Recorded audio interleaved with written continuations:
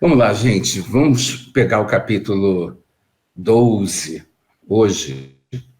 Capítulo que fala sobre a mulher e o dragão, né? As Bíblias costumam botar esse título. E eu vou até aproveitar desde agora avisar para quem já está aqui, vou avisar no final da aula também.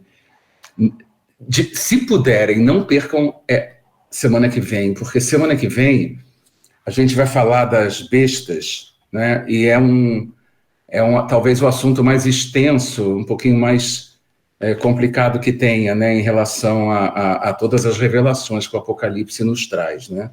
Então, claro que se alguém não puder, pode assistir a aula depois, não tem problema, mas eu creio que essa é uma aula que vale a pena não perder. Quero deixar bem claro que não é por mim, não, é pelo assunto, tá? Que é muito complexo realmente e que traz realmente muitas possibilidades para a gente orar e meditar. Para a gente entender a aula que vem, a gente precisa entender essa aula de hoje, né? Essa aula fala, esse interlúdio, mais uma vez, né? Nós acabamos de ministrar sobre o capítulo 11, que fala das duas testemunhas, né? Oi, Thelma, oi, Zé Adélcio, oi, Felipe. Então, como é que a gente vai falar agora, nesse capítulo, sobre uma visão? Eu chamo isso de interlúdio, ou seja, nós acabamos de falar na aula passada sobre o início da sétima trombeta, falamos antes das duas testemunhas, né? E nos últimos 5 versículos, ele anuncia o toque da sétima trombeta. E eu tenho mostrado aqui, aula após aula, não é, que essa sétima trombeta, ela, na verdade, vai anunciar, ela vai desencadear na última série de juízos, não é? É a série das 7 últimas taças da ira de Deus. E eu tenho mostrado, não é? Sempre naquele nosso gráfico, posso mais uma vez abrir aquele nosso gráfico famoso, né, que tem nos ajudado, e vocês podem ver aí, vocês podem ver nesse gráfico que nessa parte central, a parte da direita, onde tem uma parte mais em negrito, escrito grande tribulação, que esse é o período que nós falamos na aula passada sobre as duas testemunhas, que elas vão, o ministério delas vai se encaixar exatamente aí, não é? E que o período é um período também de 3 anos e meio, e as últimas taças, não é? O último juízo, a série de juízos também vai ser derramado aí, nesse período final de 3 anos e meio, não é? Cumprindo, então, a 70ª e última semana de Daniel. Bom, o que eu quero falar então sobre esse interlúdio? O capítulo 12, imaginem que não tem o capítulo 12, o número do capítulo, não é? Ele acaba falando sobre, ali no verso 19 do capítulo 11, ele diz: abriu-se no céu o templo de Deus e a arca da sua aliança foi vista no seu santuário. E houve relâmpagos, vozes e trovões e terremotos e grande chuva de pedras, ou seja, tudo que vai começar a acontecer a partir do toque da sétima trombeta. E imediatamente João, ele tem uma visão. E sobre essa visão, sobre esse sinal, eu quero deixar uma coisa muito clara, que é uma opinião minha. Gente, não há sombra de dúvidas de que o livro do Apocalipse é um livro profético. Não é? O esquema do livro do Apocalipse, ele é totalmente profético. Não é? Muito bem. Muita gente diz assim, não, ele é todo simbólico. Bom, mas acontece que ele é um livro de revelação. A própria palavra em grego traduz como livro da revelação, revelação, não é, das coisas que vão acontecer nos tempos finais. Isto é o Apocalipse, não é? Então, todas as vezes que a gente pode literalizar eventos, eu prefiro que seja assim. É uma opinião minha. Mas tem determinadas situações que é completamente impossível você trazer para a literalidade aquilo que está escrito no Apocalipse. E aí não tem jeito, você vai ter que olhar sinais, vai ter que olhar símbolos, você vai ter que olhar alegorias para poder chegar a alguma conclusão e poder meditar sobre isso, ok? Muito bem. Então ele começa, oi Adelson, ele começa e diz assim, viu-se um grande sinal no céu, a saber, uma mulher vestida de sol, com a lua debaixo dos pés e uma coroa de 12 estrelas na cabeça. Então vê só, gente, a palavra grega, escutem bem, semeion é uma palavra grega que significa sinal. Essa é a mesma palavra que os saduceus e os fariseus chegaram para Jesus querendo tentá-lo, não é? E pediram um sinal. Mostra-nos um sinal do céu, não é? Então, quando eles pediram esse sinal do céu a Jesus, essa palavra sinal, semeion, é a mesma desta sinal, desta que é traduzida aqui como sinal que João está vendo aqui no versículo 1, falando dessa mulher vestida de sol. E a primeira pergunta que, óbvio, todo mundo faz, do mesmo jeito, quem são as duas testemunhas, quem são os 144 mil, quem é a besta que subiu da terra, quem é a besta que subiu do mar, quem é a mulher vestida do sol? Né? Então, existem, na verdade, 3 possibilidades. Eu vou eliminar as 2 e ficar com aquela que eu creio que é a única possível de ser encaixada nesse contexto que a gente tem aqui. Muitos comentários afirmam que essa mulher poderia ser a igreja, né? O que eu não concordo de forma alguma que essa mulher seja a igreja. Por quê? Até porque nos versículos que a gente vai estudar daqui a pouco, 4 e 5, não é? Você lê que essa mulher, ela gera um filho. E sem sombra de dúvidas, nós vamos concluir que esse filho que é gerado é Jesus. E nós sabemos que Jesus não é gerado pela igreja. Jesus é o cabeça da igreja, tá certo? É o contrário, a igreja vem a partir de Jesus e não Jesus a partir da igreja, ok? Bom, outros dizem, né, que essa mulher poderia ser Maria, porque ela está grávida, né? Uma mulher vestida de sol, não é? No versículo seguinte, ela está grávida, no versículo 2. Aí eu pergunto, e no versículo 2 diz que ela gritava com dores de parto, sofrendo tormentos para dar à luz, né? Bom, acontece o seguinte, a palavra aqui no resto do capítulo mostra que essa mulher foi perseguida, não é? Aí eu pergunto, alguém conhece algum texto bíblico ou algum contexto histórico que mostre que Maria foi perseguida? Não faz sentido nenhum, não é? Maria foi tão somente usada como uma serva do Senhor para trazer, não é? Aquele que se fez carne. Nós sabemos exatamente o propósito de Deus na vida de Maria. Então, a conclusão que a gente chega aqui é que, sem sombra de dúvidas, essa mulher é Israel. Até porque todo o contexto que nós estamos estudando aqui não se fala de igreja, gente, lembra disso? Desde o final do capítulo 3, início do capítulo 4, não é? E nós vamos até o final, nós sabemos que a igreja não está fazendo parte de nada que estamos estudando quando eu me refiro à terra, as coisas que estão na terra, não é? A igreja foi arrebatada a essa altura dos acontecimentos. Então, essa mulher vestida do sol, ela é Israel. Então, vejam só, foi através de Israel que Jesus veio ao mundo. É nesse aspecto profético e é nesse aspecto espiritual que eu creio que a gente deve encarar e entender este conceito que nós estamos estudando aqui.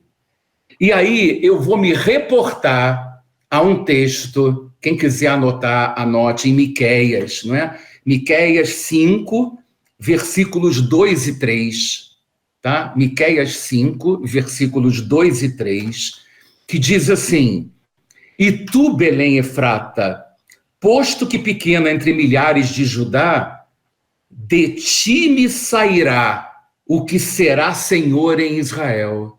Olha só, de ti me sairá o que será Senhor em Israel, e cujas origens são desde os tempos antigos, desde os dias da eternidade. Portanto, os entregará até o tempo em que a que está de parto tiver dado à luz, então o resto de seus irmãos voltará com os filhos de Israel. Então está mostrando exatamente que Jesus veio nesse contexto de Israel, e eu vou mostrar por quê. Muito bem. Quando ela fala nesse contexto em vestida de sol, o que significa, na verdade, espiritualmente vestida de sol? Ela está coroada de glória. A palavra diz no verso 1 que ela está com uma coroa de 12 estrelas na cabeça. E ela está vestida de sol, ou seja, ela está coroada de glória.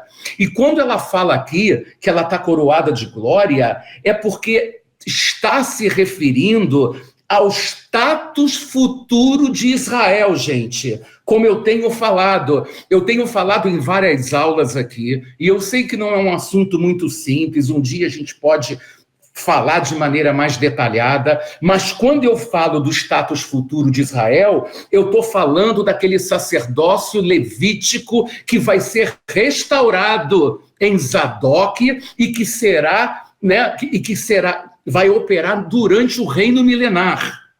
Percebem? Eu quero que você... E tenho vários textos que eu posso provar isso para vocês, tá ok? Então, até porque... Fala, Cris. Não, porque você fala da mulher vestida de sol como Israel, e o próprio versículo, ele diz que é ela, né? Porque quem é que tem a coroa com 12 estrelas? São as 12 tribos, né? Provavelmente aí simbolizando. Na verdade, deixa eu te falar, Cris, muitas vezes, quando a gente vê a coisa de 12, sobre algum elemento judaico, a gente imediatamente pensa nas 12 tribos. Assim como a gente, quando tem um elemento cristão, a gente pensa nos 12 apóstolos, né? Na verdade, eu prefiro encarar que o 12 aqui é um número que aponta para a eternidade. Todas as vezes que você vê o número 12, esse número aponta para a eternidade.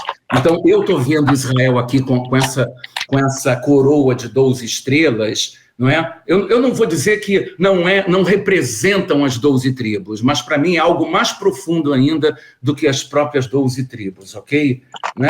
Agora, lembrem que Moisés, lá em Êxodo 19, no verso 6, para quem quiser anotar, Deus já tinha profetizado e falado que vós me sereis reino de sacerdotes e nação santa. Aquilo já tinha sido profetizado lá no Sinai, gente, não é? E ele falou, são estas as palavras que falarás aos filhos de Israel. Então, os filhos de Israel são um reino de sacerdotes, assim como a igreja é um sacerdócio real. Esse é um dos grandes mistérios, gente, do reino milenar, não é? Ou seja, vai haver um sacerdócio levítico restaurado e vai haver o sacerdócio segundo a ordem de Melquisedeque. Isso muito facilmente pode ser provado. Vocês querem ver uma coisa interessante?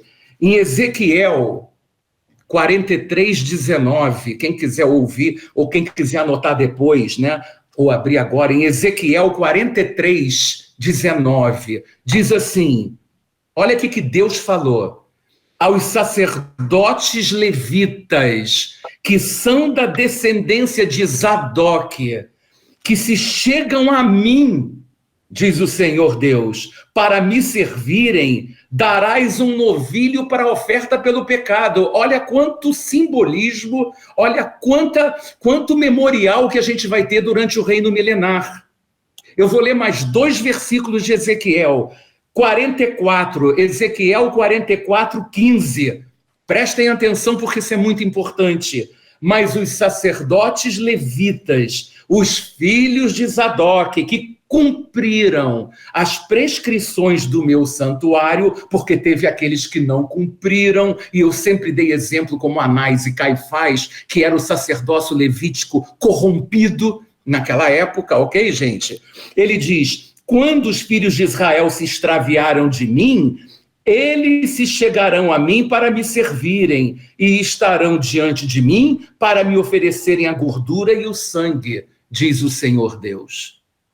E por último, eu separei ainda em Ezequiel, no capítulo 48, no verso 11, um texto que diz: será para os sacerdotes santificados, para os filhos de Zadok, que cumpriram o seu dever e não andaram errados, quando os filhos de Israel se extraviaram, como fizeram os levitas. Então, há uma diferença grande, há uma restauração, na verdade, no reino milenar, e a gente pode encontrar vários textos, especialmente nos últimos capítulos de Isaías e nos últimos capítulos de Zacarias, provando exatamente o que eu estou falando, ok? Mas não é o assunto aqui, não é? Aqui nós estamos falando da mulher vestida de sol. E agora a gente vai falar, e a lua debaixo dos seus pés. Olha só, ainda tem esse texto no primeiro versículo. O que significa? A lua parece simbolizar governo terrestre, governo humano, ok? Por quê? Porque o governo humano no reino milenar vai depender exclusivamente deste reino sacerdotal que vai estar nas mãos de Israel. Por que vai estar nas mãos de Israel, gente? Porque Israel é a principal das nações. Ah, Rubens, você não está falando isso porque você é judeu? Não, está escrito, Jeremias 31:7. Quem quiser abrir em Jeremias 31:7, vai ver que lá está escrito que Israel é a principal das nações. Percebem? Pode ter um outro sinônimo, mas Israel é a principal das nações. Por que eu estou falando isso, Flávio? Eu estou falando isso porque a lua não tem luz própria. Presta bem atenção. A lua não tem luz própria. Ela depende da luz do sol para ela poder refletir. Pensa bem. Agora, e por que eu estou falando nesse aspecto agora? Porque eu também creio que a lua pode representar aquele sistema legal, mosaico, não é? Que era, na verdade, formado por figuras e por sombras, ok? E que serviu, na verdade, para refletir algo muito mais glorioso em Cristo. Então, na verdade, esse sistema que está todo escrito lá em Levítico, ele, na realidade, mesmo que de uma forma diferente, ele não vai ser posto totalmente de lado no reino milenar. Muita coisa vai ser feita no reino milenar à semelhança do que a gente lê em Levítico, só que vai ter outro caráter, na verdade. Então, essas leis, elas reaparecem, de certa forma, mas elas são subordinadas ao sol. Percebem? Ao sol da justiça. Elas podem aparecer, mas ela é subordinada ao sacerdócio segundo a ordem de Melquisedeque. Percebem? Então, ela está embaixo, a lua está embaixo, mesmo que ela represente governo humano, ou mesmo que ela represente essas sombras e figuras da lei, na verdade, a mulher está por cima disso. E a mulher vestida de sol é Israel. Ok, gente? Muito bem. Lembra, Cris, que você tinha perguntado, né? Quer dizer, quando a gente vê uma coroa de 12 sobre a sua cabeça, é o que eu falei para você. Esse 12 que aponta para a eternidade futura é para representar que Israel realmente vai ter autoridade plena para governar a terra durante o reino milenar. Gente, entenda o seguinte, eu sei que é complicado a gente imaginar isso, mas nós temos a última semana de Daniel, como eu tenho mostrado no quadrinho, no gráfico. Deus vai voltar, Cristo vai voltar, o inimigo vai ser derrotado, vai ser lançado no lago de fogo, a besta, ele vai ser aprisionado por 1000 anos, a besta e o falso profeta vão ser lançados no lago de fogo. Há um juízo das nações, que a gente lê claramente em Mateus 25, e a partir daquele momento, o que vai acontecer? A partir daquele momento inicia um reino milenar. Como que é isso? Quem vai estar reinando? Quais são as leis que vão estar, na realidade, governando o homem durante todo aquele reino milenar? Ou seja, cadê aquela foto da serpente que vai brincar com a criança, vai morder, não vai envenenar, que o lobo vai brincar com o cordeiro, o leão, você vai fazer cócegas debaixo da juba do leão e tudo mais, e os homens vão morrer de 100 anos, enfim, isso está todo jogado nos últimos capítulos de Isaías e Zacarias, mas ainda teremos a festa de tabernáculos como memorial, está escrito em Zacarias 14. Então há muita coisa que a gente precisa juntar, que estão nesses contextos, para a gente entender um pouquinho do reino milenar, ok? Não são muitas coisas que conhecemos, mas existem algumas coisas que estão ali. E a restauração desse sacerdócio, para mim, é algo assim, um evento muito claro, ok? Só que vocês não esqueçam, não é? Lembra daquele versículo que eu falei na aula passada? Eu falei na aula passada, quem assistiu ou quem pôde ver depois, um versículo que eu acho tremendo, que está lá em Zacarias 8, eu vou ler aqui rapidinho só para recordar, que diz assim, Zacarias 8, 23, diz assim: assim diz o Senhor dos Exércitos, naquele dia pegarão 10 homens de todas as línguas, olha que coisa, das nações, pegarão sim, na orla das vestes de um judeu, dizendo, iremos convosco porque temos ouvido que Deus está convosco. Ou seja, vou de carona.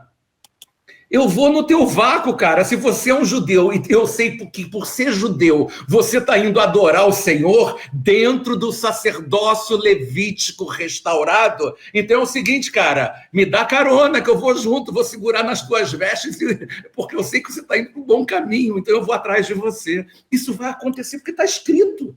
Não sou eu que criei nada disso não, gente. Ok? Mas é óbvio que isso não é um assunto assim para se pregar em púlpito, né? A gente tem que parar aqui para ler, para estudar, para meditar a respeito disso, ok? Muito bem. Ou seja, a mulher representa o que será Israel sobre a terra. Esse é o resumo nós estamos no primeiro versículo até agora, tá? O verso 2 diz assim, que achando-se grávida, grita com as dores de parto, sofrendo tormentos para dar à luz. Gente, tanto Isaías como Miqueias, eu vou dar as referências aqui, Isaías 26, 17, para quem quiser anotar ou abrir, e Miqueias 5, 2, 3, que nós já lemos aqui. Lá em Isaías 26, no verso 17... Isaías o quê?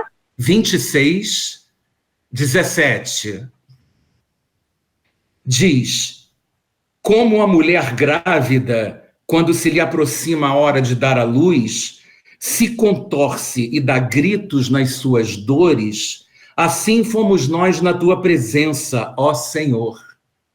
Eu acho esse versículo belíssimo, sabe? Falando exatamente de Israel. E Miqueias 5, 2, 3, que eu vou lendo, já li antes, no início, né? Fala, e tu, Belém Efrata, posto que pequena entre milhares de Judá, de ti me sairá o que será Senhor em Israel, e cujas origens são desde os tempos antigos, desde os tempos da eternidade. Portanto, os entregará até o tempo em que a que está de parto tiver dado à luz. Então o resto de seus irmãos voltará com os filhos de Israel. Bom, eu quero dizer uma coisa para vocês aqui com relação a esse versículo. Na minha visão, não se trata daquela gravidez, não é de Maria, como eu falei antes, quando Jesus nasceu fisicamente. Mas trata-se de quê? Trata-se daquele que vem para destronar Satanás durante a grande tribulação. Eu quero que vocês entendam isso. Essa gravidez, e eu vou mostrar a figura daqui a pouco, né? A gravidez está mostrando o seguinte, Israel está passando por dores de parto. Que dores de parto são essas, Adelson? Acorda. As dores de parto são as dores da grande tribulação. O horror que eles vão estar por estarem sendo perseguidos por Satanás. E a gente vai ver isso já aqui na frente desse capítulo, né? Então, o que está acontecendo aqui? Esse é o contexto. A gente acabou de falar sobre a 7ª trombeta na aula passada. A gente falou das 2 testemunhas que vão operar na segunda metade da última semana de Daniel. Então, é óbvio que o contexto é um contexto que leva a quê? Um contexto que leva o seguinte: dores de parto. Olhem, vejam como é que realmente a mulher é Israel, e vocês vão ver que uma besta está esperando para sair da barriga alguma coisa e ele imediatamente abocanhar aquele que poderia derrotá-lo, porque por enquanto ele está derrotando os santos. E isso está escrito em Daniel, a gente vai ver daqui a pouco. Então vejam, este versículo está mostrando que o dia de alegria, o dia de vitória, em que se cumprirão os desígnios de Deus, ainda não é chegado. Porque quando que vão chegar os desígnios de Deus? Quando Cristo voltar. Então as dores de parto estão aumentando, está chegando, é como se ela tivesse de parto por 3 anos e meio, e está chegando aquele final dos 3 anos e meio e Cristo vai voltar com os anjos e seus santos, na verdade. Ou seja, o sofrimento e a angústia de Jacó, isso está em Jeremias 30, verso 7, essa expressão angústia de Jacó, ou seja, as dores de Israel ainda existem para ela, ainda existem para a mulher que está grávida, mas a salvação de Israel está assegurada, como a gente tem estudado em Romanos 11, não é? Virá de Sião o libertador e toda Israel será salva, ou seja, aqui Deus está garantindo o final da grande tribulação para Israel. É isso que ele está mostrando aqui. Então, as dores que ela está sentindo de parto, que a gente está lendo aqui, que estão aqui mencionadas, dizem respeito ao sofrimento de Israel no período da grande tribulação. Amém, gente? Vocês estão entendendo? Estão entendendo? Adelson entendeu? Flávio? Sim. Jaqueline? Rosângela, Thelma, todos, eu não me lembro agora, Davi, Cris, Miguel, Zé Adelson, isso é muito importante a gente entender. Agora eu vou mostrar aqui uma figura para a gente passar para o versículo 3, né? Está aqui. Olha que bonitinho, né? É uma coisa, né? Verso 3. Viu-se também outro sinal no céu. Primeiro o sinal foi o da esquerda, que é a mulher vestida de sol, não é? Grávida, dores de parto, 12 estrelas sobre a cabeça e sobre a lua, com os pés na lua. Beleza. Agora, viu-se também um outro sinal no céu, e eis um dragão grande, vermelho. Vermelho, a gente sabe que é a cor do pecado, né, gente? Isaías 1,18, né? Escarlate diz de maneira bem clara. Com 7 cabeças, 10 chifres, e nas cabeças 7 diademas. Por que é importante, eu falei no início dessa aula, para quem chegou um pouco depois, para, se possível, não perder a aula que vem, presencialmente, se puder. Por quê? Porque a gente vai começar a lidar com certas figuras do tipo 7 cabeças, 10 chifres, e sobre as cabeças 7 diademas, e a gente vai depois ver que vai ter um outro que tem 7 cabeças, 10 chifres e diademas sobre os chifres, não sobre as cabeças, que é um pouco diferente. Então isso tudo, né, quando você lê, às vezes a gente não presta atenção na diferença, mas a partir de agora nos estão sendo apresentados, não é? O diabo, que é Satanás, que é o dragão, que é a antiga serpente, não é? E daqui a pouco, nesse momento, é ele que está sendo apresentado. E no capítulo seguinte, ele apresenta os filhotes dele, que é a besta que sobe do mar e a besta que sobe da terra. Interessante, né? Mas, por enquanto, é o pai do inferno que está aqui sendo apresentado. E diz aqui o seguinte: a sua cauda arrastava a terça parte das estrelas do céu, versículo 4, as quais lançou para a terra. E o dragão, esse dragão, gente, só para vocês entenderem, em grego é drakon. Drakon pode ser serpente, pode ser crocodilo, pode ser o próprio Leviatã, que a gente vê no livro de Isaías e no livro de Jó, ok? Não é? Então, essa é a palavra grega que traduz dragão, essa coisa, mas que está representada aqui nessa figura. se deteve em frente da mulher que estava para dar à luz, a fim de lhe devorar o filho quando nascesse. Olha a visão, não é? Olha o sinal que, na verdade, João está tendo. Ora, esse cara aqui, que tem 7 cabeças e 10 chifres, e nas cabeças tem 7 diademas, né? Esse é o próprio diabo, tá ok, gente? Esse é Satanás. E a palavra de Deus está dizendo aqui que ele vem, não é? Ele vem aqui com todo o exército de demônios que tem, não é? E que está, na verdade, no rabo dele. Ele fala aqui, não é? Ele diz, se deteve em frente, no versículo...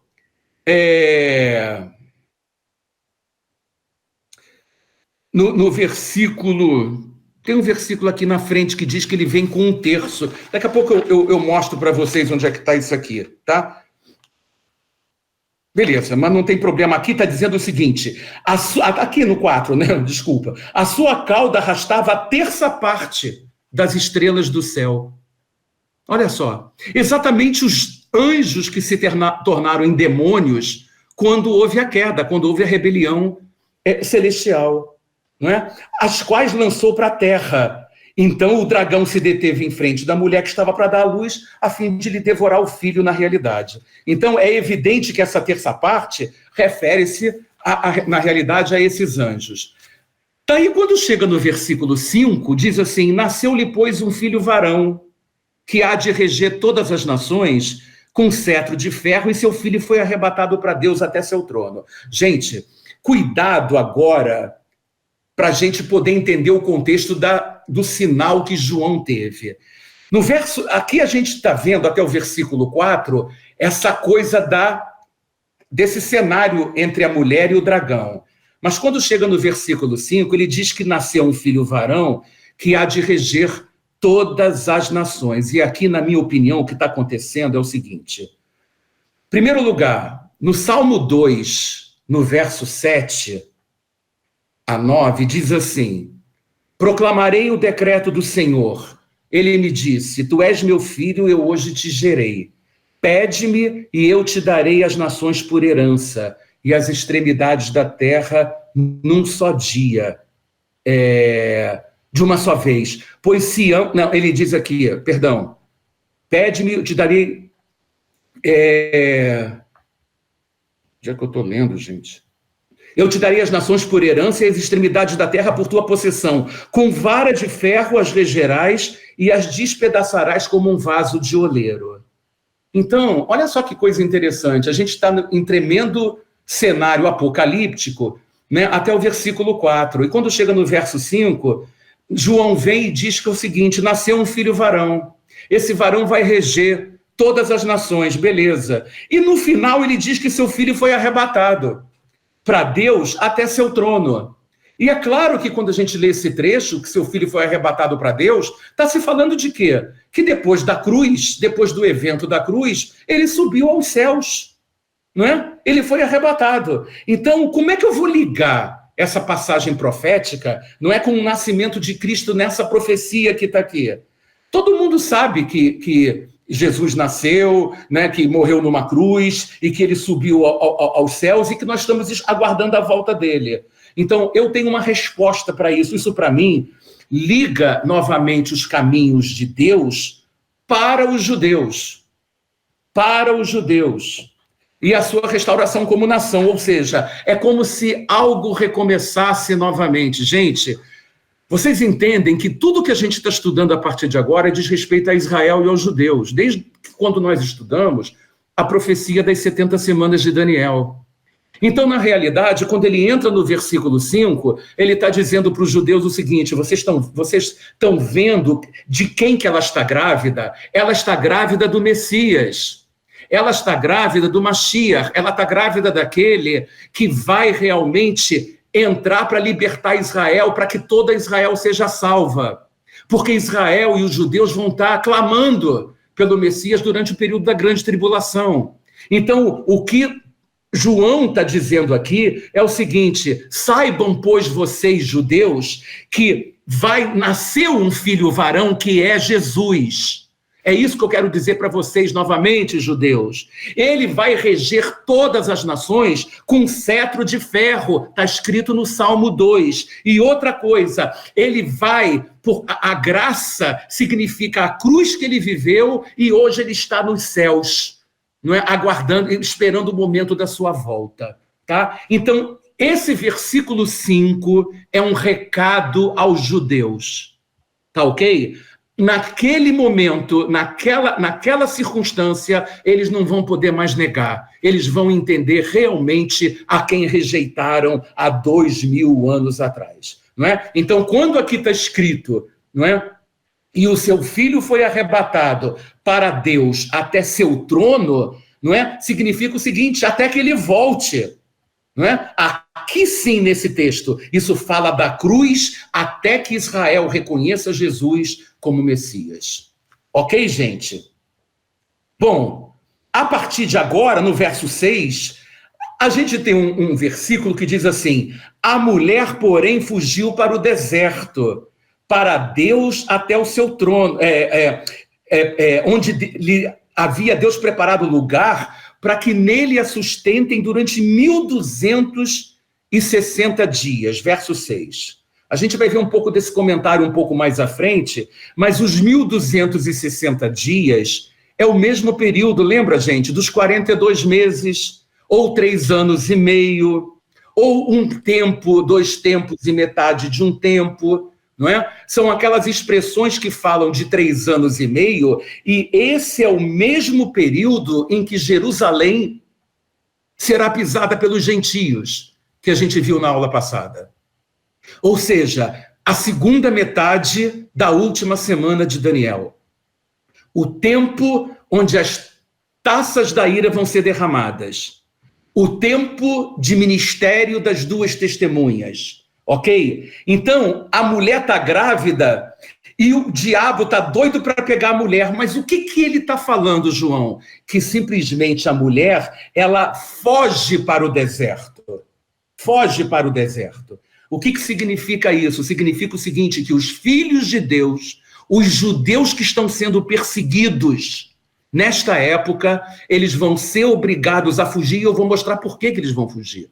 Então, a mulher não é boba, ela não vai ficar, ela vai arrumar um outro lugar, né, em tese, para dar a luz. Não vai ficar esperando, né, o capeta olhar para ela dar a luz, ela não vai ficar ali. Então, ela foge para o deserto, ok? Muita gente diz que Petra, na Jordânia, você já deve ter visto esse lugar, né? Alguns podem até ter ido, mas muita gente diz que Petra, na Jordânia, poderia ser esse lugar onde todos esses judeus que não se deixaram ou não se deixarão marcar pela marca da besta poderão fugir, não é, do assédio de Satanás, ok? Muito bem. A partir do versículo 7, nós vamos entrar numa nova cena, no próprio capítulo 12. Olha que coisa que está acontecendo aqui. Houve peleja no céu. É um outro cenário. Miguel e os seus anjos pelejaram contra esse dragão. Também pelejaram o dragão e os seus anjos, ou seja, os seus demônios, aquele 1/3, não é, de anjos que caíram. Bom, vocês devem saber que Miguel em hebraico significa quem é como Deus, não é? Quem é como Deus? Miguel é o arcanjo da nação de Israel, gente. Miguel é o arcanjo da nação de Israel. Rubens, como é que você sabe isso? Eu não sei, está escrito em Daniel 12, versículo 1, ok? Quem quiser abrir rapidamente, eu vou ler com vocês Daniel 12, no versículo 1, tá? Está escrito assim: nesse tempo se levantará Miguel, o grande príncipe que protege os filhos do teu povo. Olha aí, gente. E haverá um tempo de angústia, qual nunca houve, desde que houve nação até aquele tempo. Mas nesse tempo livrar-se-á o teu povo, todo aquele que se achar inscrito no livro. Ok? Então, por Daniel 12:1, você conclui que Miguel é o arcanjo da nação de Israel. Tá ok? Muito bem. Vocês se lembram que na aula passada eu cheguei a dizer que as 2 testemunhas, elas vão ter as chaves do reino. Ou seja, tudo aquilo que elas ligarem na terra terá sido ligado no céu. Né? A mesma chave que teve com a igreja. Vão estar com eles. Ou seja, essa segunda metade da última semana de Daniel é uma briga constante entre as duas testemunhas e as duas bestas, a que sobe do mar e a que sobe da terra. Ok, gente? Muito bem. Só que eu quero dizer uma coisa para vocês. Satanás é freguês ou escravo de Miguel, tá? Não ganha uma. Todas as vezes que ele encarar Miguel, ok? Ele vai perder, ok? Satanás e Miguel, não tem jeito, ele vai perder. Então, antes de alguém pensar que Satanás é inimigo de Deus, ele tem que passar por Miguel, ele não passa por Miguel, né?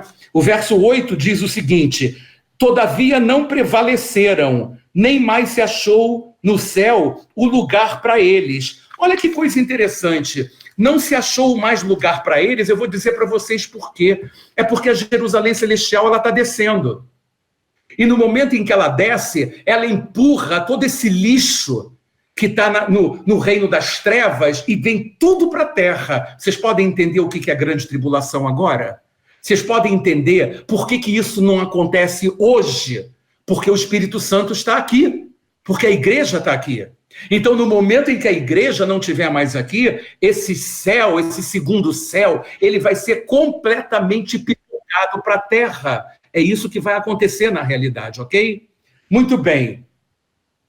E se vocês retornarem, é só olhar Apocalipse 11, 19, que diz assim, o último versículo do capítulo anterior: abriu-se no céu o templo de Deus, e a arca da sua aliança foi vista no seu santuário. Claro, agora o céu está limpo. Agora você pode ver realmente, porque o céu está com visão plena para que pudessem, né, para que a gente possa olhar, não é, a arca de Deus, por isso foi vista do seu santuário, ok? Então, Apocalipse 12, né? Só que Apocalipse 12, 12, um pouco mais à frente agora, diz assim: pelo que alegrai-vos, ó céus, e vós que nele habitais.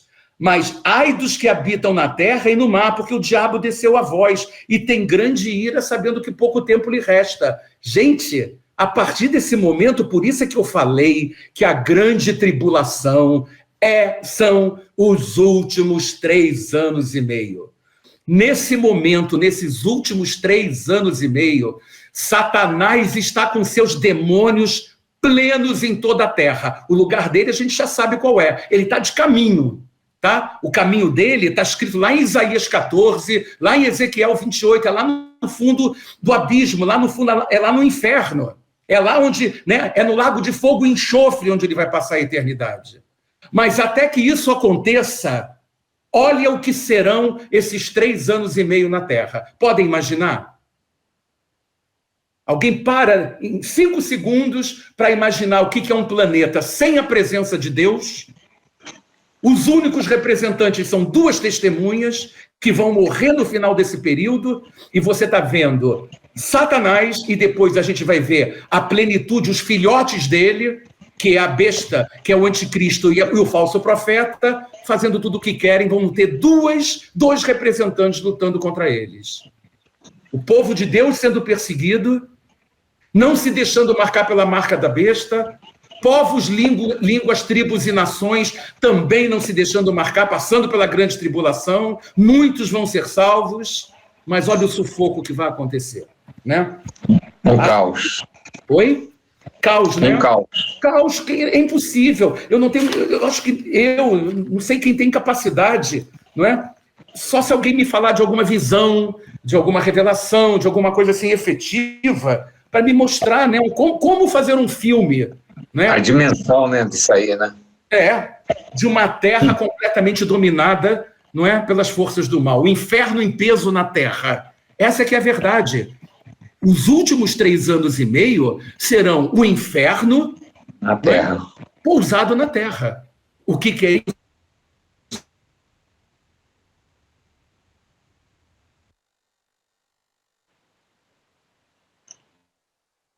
Para gente, outra coisa, Efésios 6,12. A gente lê que a nossa luta não é contra carne e sangue, e sim contra principados e potestades, contra dominadores do mundo desse mundo tenebroso contra as forças espirituais do mal nas regiões celestes. São essas forças espirituais do mal que vão ser lançadas na terra.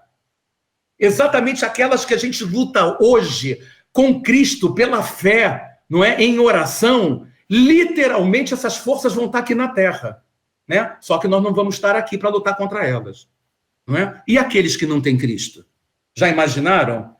Ou seja, uma outra coisa que é importante, adiantem uma folha na Bíblia e vocês vão ver em Apocalipse 16, só para dar um adianto, Apocalipse 16, no verso 17, tá? Está escrito assim: agora chegou o momento, não é? Apocalipse 16, 17, perdão. O sétimo anjo derramou a sua taça no ar e saiu grande voz do templo, do céu, do trono, dizendo: está feito. Essa sétima e última taça da ira está sendo derramada onde? No ar. Vocês estão vendo? É no ar. O que significa isso? Que o céu está sendo descontaminado.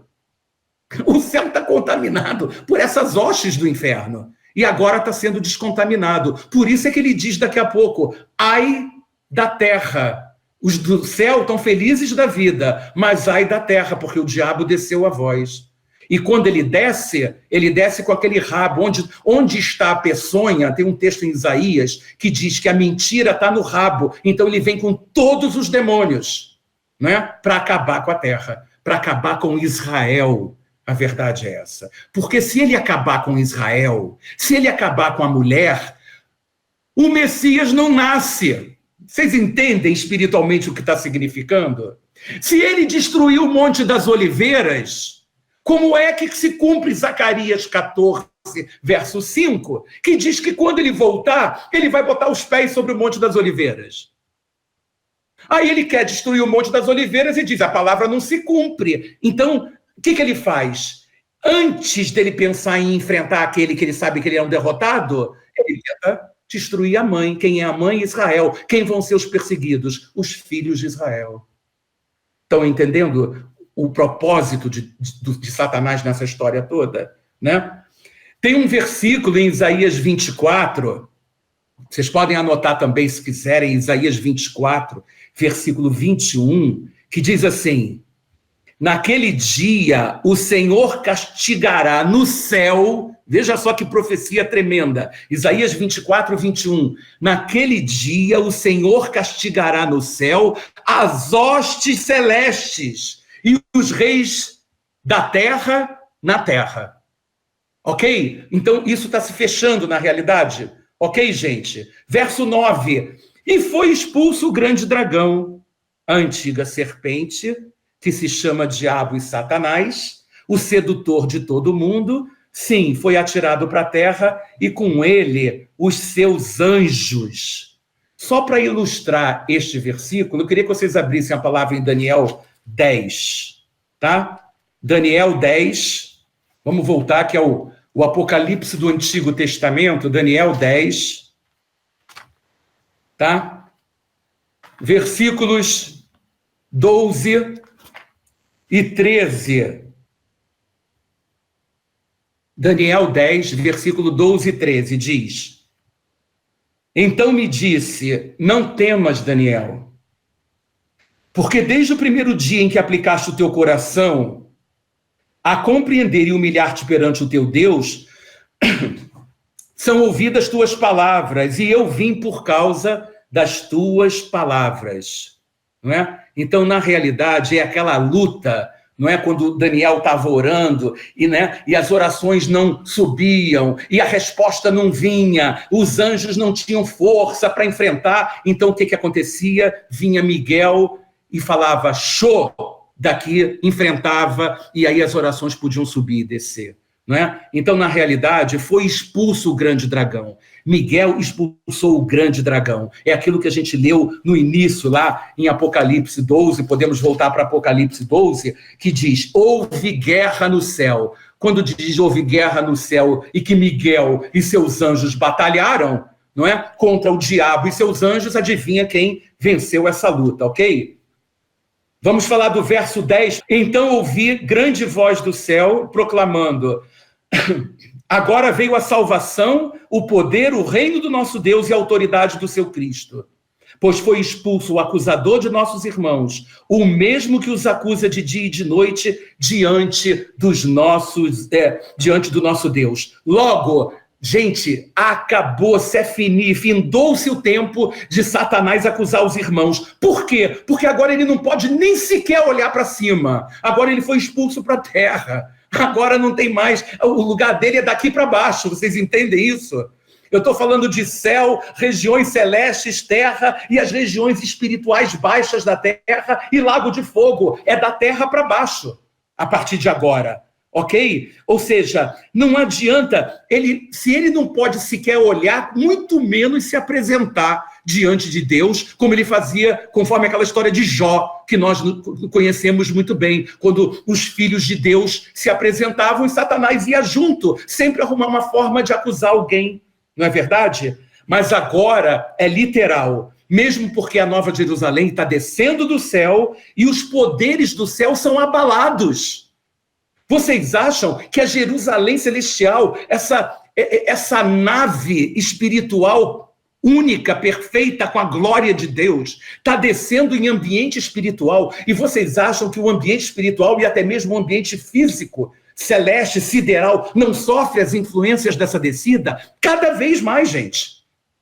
Isso é uma coisa evidente. É por esse motivo é que foi vista a Arca de Deus. Por esse motivo é que foi vista a Arca de Deus, como nós lemos em Apocalipse 11, 19.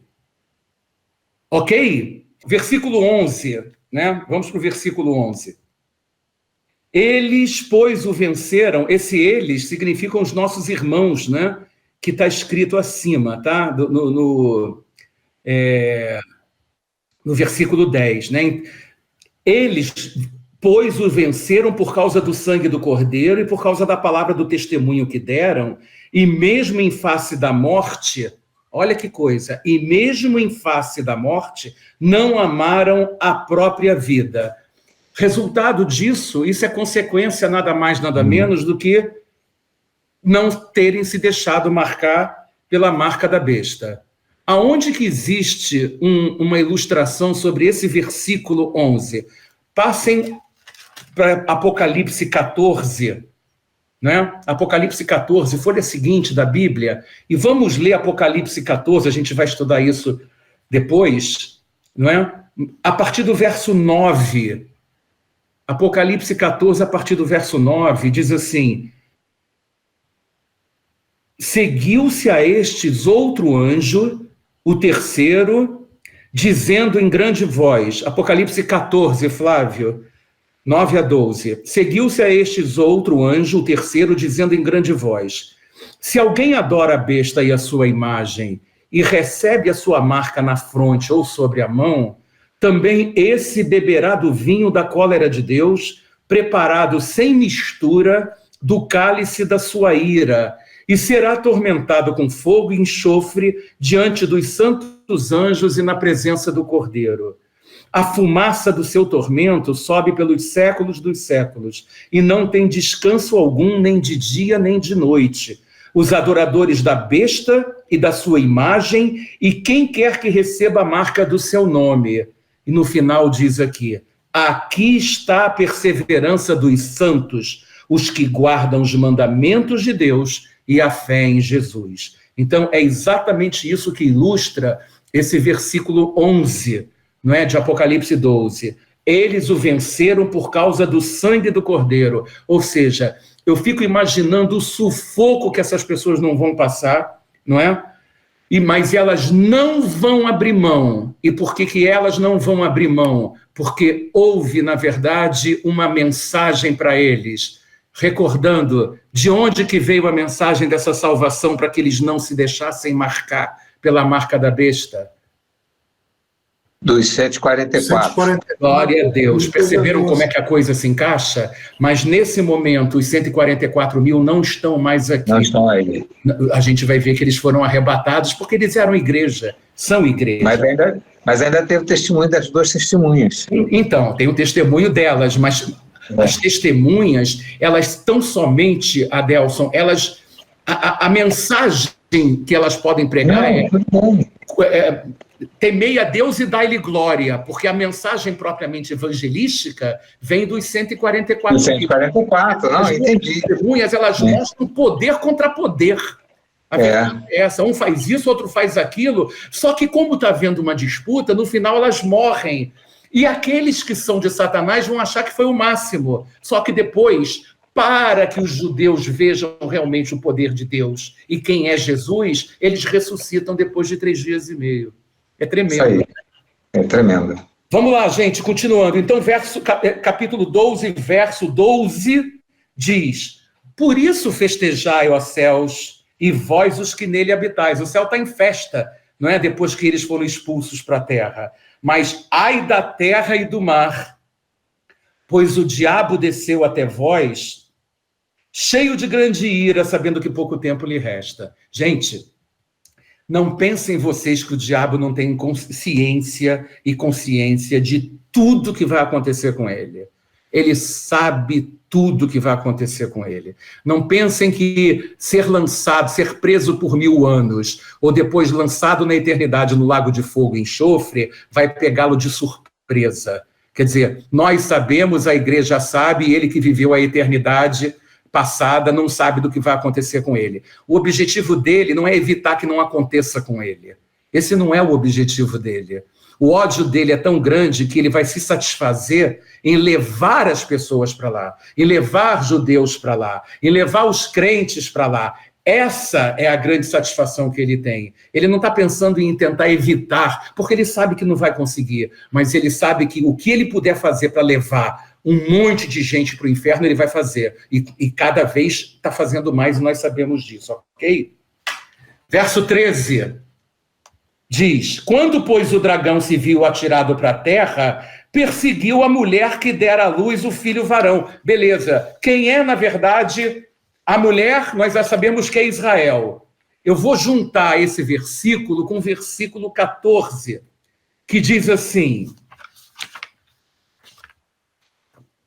e foram dadas à mulher as 2 asas da grande águia, para que voasse até o deserto, ao seu lugar, aí onde é sustentada durante um tempo, tempos e metade de um tempo, ou seja, 1260 dias, ou seja, 42 meses, fora da vista da serpente. Fora da vista da serpente. Bom, é evidente que as 2 asas da grande águia nada mais é do que uma figura maternal da proteção de Deus com relação ao seu povo, ok? Que está aplicada para Israel naquele período. Vocês sabem que a águia constrói o seu ninho no lugar mais alto para que ela não seja molestada, né? É isso que a águia faz, na verdade. Agora eu vou ler 2 versículos que eu queria que vocês acompanhassem comigo para falar da águia como proteção, como elemento, né, de proteção que Deus usa. A primeira está em Êxodo 19, no verso 4. Então, quem puder abrir em Êxodo 19, no verso 4. Êxodo 19, 4, está escrito assim: tendes visto o que eu fiz aos egípcios, como vos levei sobre asas de águia e vos cheguei a mim. Ok, gente? Asas de águia. E o outro, vão para ainda na Torá, em Deuteronômio 32. Deuteronômio 32. A partir do versículo 9, Deuteronômio 32, do 9 ao 12, diz assim: porque a porção do Senhor é o seu povo, Jacó é a parte da sua herança. Achou-o numa terra deserta, olha aí, e num ermo solitário povoado de uivos. Rodeou-o e cuidou dele, guardou-o como a menina dos olhos. Como a águia desperta sua ninhada e voeja sobre os seus filhotes, estende as asas e, tomando-os, os leva sobre elas, assim o Senhor o guiou, e não havia com ele Deus estranho. É muito tremendo, né? Então, esse caráter maternal de Deus com Israel, aqui então fala de maneira clara que Jacó é parte da sua herança, e nós sabemos que Jacó é Israel, ok? Bom, só que voltando ao versículo número 13, está dito que quando o dragão se viu atirado para a terra, perseguiu a mulher que dera à luz o filho varão. E o verso 15, então, diz assim: então a serpente arrojou da sua boca, atrás da mulher, água como um rio, a fim de fazer com que ela fosse arrebatada pelo rio. Então agora, eu quero que vocês entendam essa imagem, esse sinal, não é? E esse sinal, se vocês querem saber, é um baita de um tsunami que está varrendo Israel. Tá? É um baita de um tsunami que está varrendo Israel. Como é que a gente sabe disso? Vamos lá, gente. Vamos abrir em Daniel capítulo 7, por favor, e depois em Mateus 24. Então vamos primeiro para Daniel capítulo 7. Daniel capítulo 7, desde o início, do verso 1 ao verso 3. Daniel capítulo 7, verso 1 ao 3. Diz assim: no primeiro ano de Belsazar, rei da Babilônia, teve Daniel um sonho e visões ante seus olhos, quando estava no leito. Só um minuto, Jaque. Escreveu logo o sonho e relatou a suma de todas as coisas. Daniel 7, de 1 a 3, Jaqueline. É isso? Jaqueline levantou a mão? Não. Está com o microfone fechado, desculpa. Vou repetir, gente. No primeiro ano de Belsazar, rei da Babilônia, teve Daniel um sonho e visões ante seus olhos, quando estava no seu leito. Escreveu logo o sonho e relatou a suma de todas as coisas. Falou Daniel e disse: eu estava olhando durante a minha visão da noite, e eis que os 4 ventos do céu agitavam o mar grande. 4 animais grandes, diferentes um dos outros, subiam do mar. Não vou ler o restante, que a gente vai estudar isso em outro dia. O que eu quero dizer para vocês, olha aí o mar grande, Miguel. O mar grande é o mar Mediterrâneo, ok? Então é o mar que banha Israel. Okay. E ele está tendo exatamente uma visão que as águas do Mar Grande estavam agitadas. E depois ele vem narrando os 4 animais, sendo que o 4º animal é pior do que os anteriores. Então, essa é a primeira visão que eu quero trazer para vocês para ilustrarem esse versículo que a gente acabou que a gente está estudando. Agora vamos para Mateus 24. Mateus 24, a partir do versículo 15.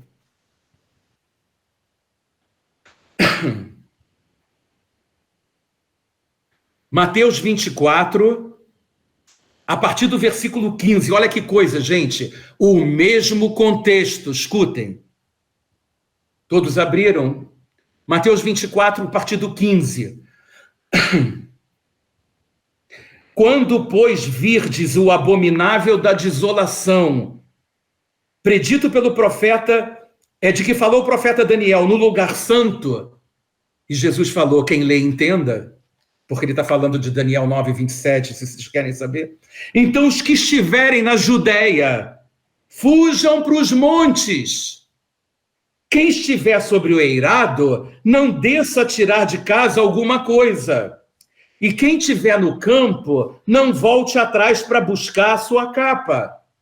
Ai das que estiverem grávidas e das que amamentarem naqueles dias. E orai para que a vossa fuga não se dê no inverno nem no sábado, porque nesse tempo haverá grande tribulação. Olha aí.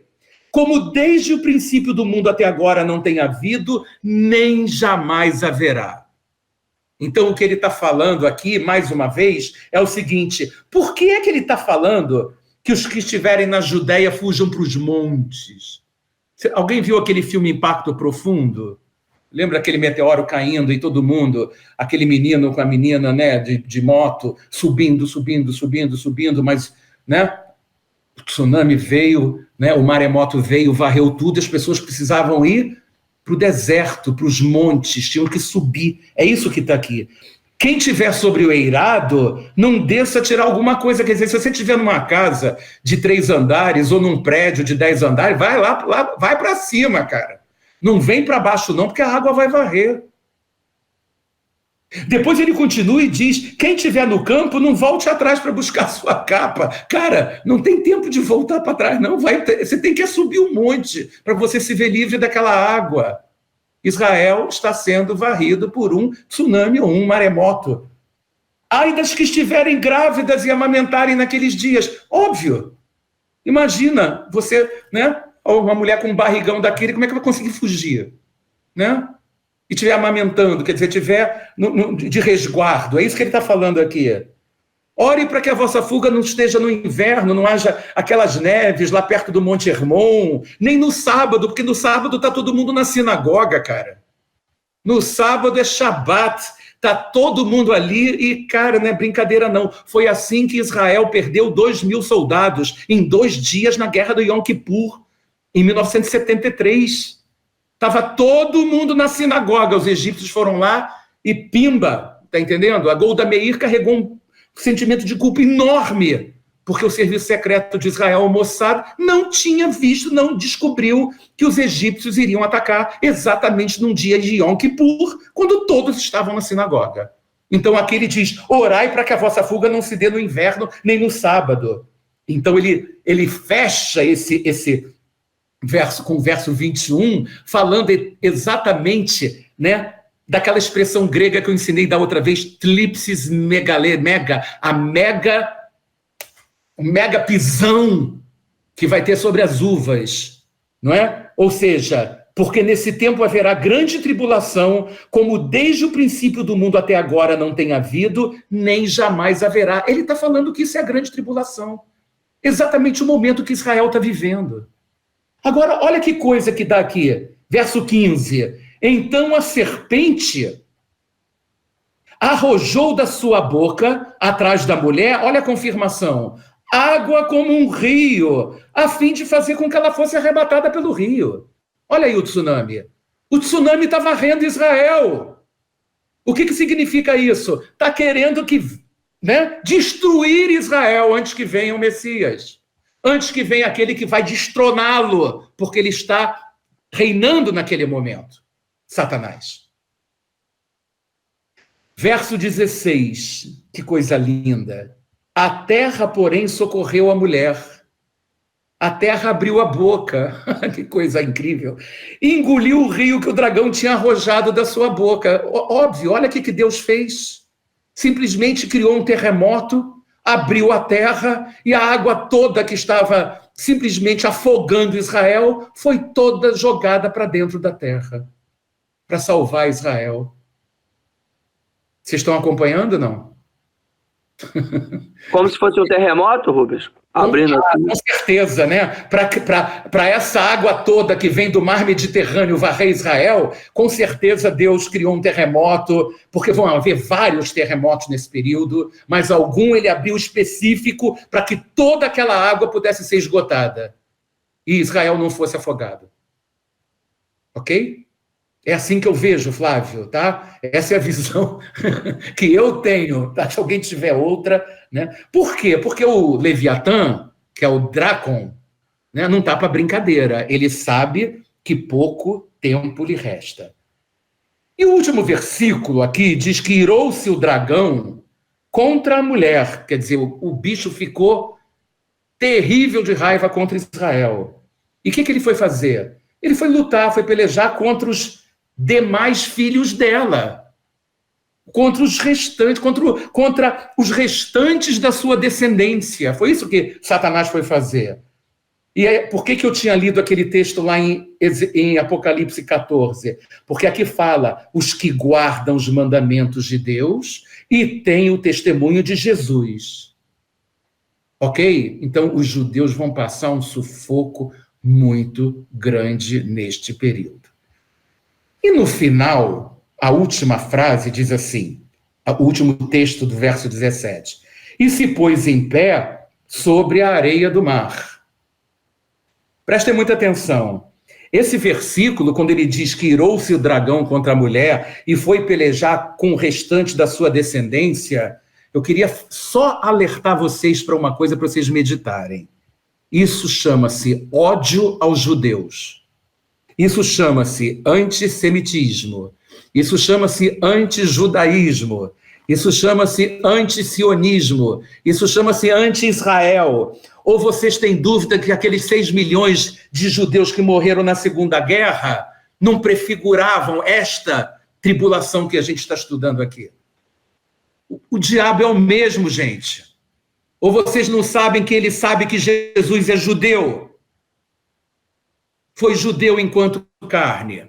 Então esse ódio aos judeus, isso já vem prefigurado desde que o mundo é mundo, desde as cruzadas, desde a Inquisição, desde os pogroms, desde a Segunda Guerra, desde sempre, desde o Egito, desde Babilônia, sabe? Desde Roma. Faz parte da história.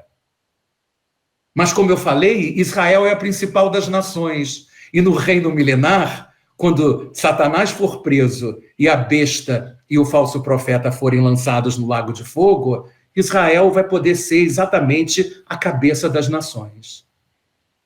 Mas, para terminar, eu vou pegar um textozinho que eu gostaria de ler, que eu coloquei, a Cris tem meu primeiro livro, né? Mas eu vou ler aqui, não sei se mais alguém tem, não sei se o Flávio tem, mas eu vou ler aqui um texto que eu acho muito importante, que me chama muito a atenção.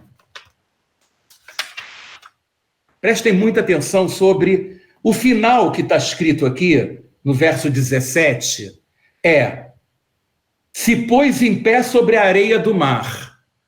E eu quero falar que quando nós estudamos Drácon, no início dessa aula, eu falei que também traduz como Leviatã. E ele representa realmente o diabo, Satanás, é o mesmo, é a mesma figura. E a gente sabe que no capítulo seguinte, no capítulo 13, nós vamos estudar as duas bestas. Por que eu falei para ninguém faltar a aula que vem? Que eu não consigo estudar o capítulo 13 se eu não estudar grande parte do capítulo 17. É impossível não vincular um ao outro. Tá ok? Mas eu queria ler para vocês um textozinho sobre um animal que foi descoberto há pouco na ciência, chamado monossauro. Tá? Monossauro. Você está com o livro aí, Cris? Se você quiser, Cris está com o livro, está na página 206, tá? Deixa eu ver, a Cris está abrindo aí, página 206. Aí tem um texto em letra menor, tá? Está escrito assim: no tempo em que a Terra, prestem bem atenção, era dominada por dinossauros, os mares eram habitat de monstros marinhos mais vorazes que qualquer tubarão. Tão temíveis quanto o Tiranossauro Rex, considerado o mais sanguinário dos dinossauros, pertencem a uma classe já totalmente extinta de grandes répteis, a dos monossauros. Esses animais conhecidos da ciência eram lagartos gigantes muito parecidos com aqueles que povoam velhas lendas de monstros do mar, sobre monstros do mar. Chegavam mesmo a medir 14 metros de comprimento e tinham dentes capazes de estraçalhar a carapaça dos grandes tubarões e crocodilos primitivos. A boca semelhante à das cobras, depois eu escrevi aqui, compare com a expressão serpente, que está em Isaías 27:1, permitia que os monossauros engolissem presas quase do seu tamanho. Para eles, os grandes tubarões e crocodilos primitivos eram tão inofensivos quanto sardinhas. A facilidade de locomoção na água era garantida por uma longa e musculosa cauda, grosso modo parecida com a dos jacarés e crocodilos. Os lagartões eram dotados ainda de membros atrofiados, como as nadadeiras das baleias atuais. Por esse motivo, tinham um bom desempenho na água. A cauda longa, a grande cabeça e o corpo longilíneo davam a esses animais a aparência intermediária entre um crocodilo e uma serpente do mar. Os monossauros foram os mais terríveis predadores aquáticos que já viveram no planeta. Porém, só agora começam a ser conhecidos melhor em todo o mundo. os monossauros raramente vinham à Terra. Como as tartarugas marinhas atuais, eles só procuravam as praias para desovar. Guardem isso. Eles só procuravam as praias para desovar. E agora vocês vejam que, verso 17, né, que a gente está lendo aqui, não é? O último versículo aqui diz... O penúltimo. E o dragão irou-se contra a mulher e foi fazer guerra aos demais filhos dela, os que guardam os mandamentos de Deus e mantêm o testemunho de Jesus. E o 18. E o dragão parou sobre a areia do mar. Para que ele parou sobre a areia do mar, como eu acabei de ler do monossauro? Para desovar seus ovos. Quem são seus ovos? A serpente fugitiva, não é? E a serpente... Eu agora me esqueci o nome da outra, eu vou abrir para vocês lerem comigo. Mas são as duas bestas. A besta que sobe do mar e a besta que sobe da terra. São os dois ovos dela. Tá? Para não esquecer, abram Isaías 27, gente. Já vou, gente, Jaqueline e Yuri, Miguel, já vou atendê-los. Isaías, só para terminar, Isaías 27... que agora me fugiu, uma é... Vamos lá, Isaías 27.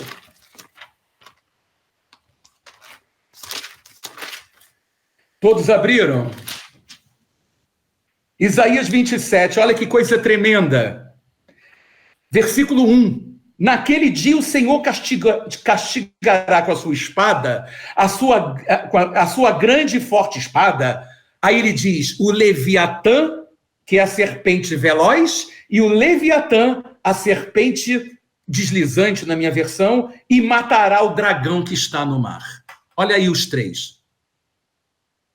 Olha os três. O dragão que está no mar é o Leviatã, é o Satanás, é o diabo, é a antiga serpente. E quem são os outros dois? Os dois outros Leviatãs. São os dois ovos que ela desova, um que vem do mar e outro que vem da terra, que é o que a gente vai estudar, são as duas bestas do capítulo 13.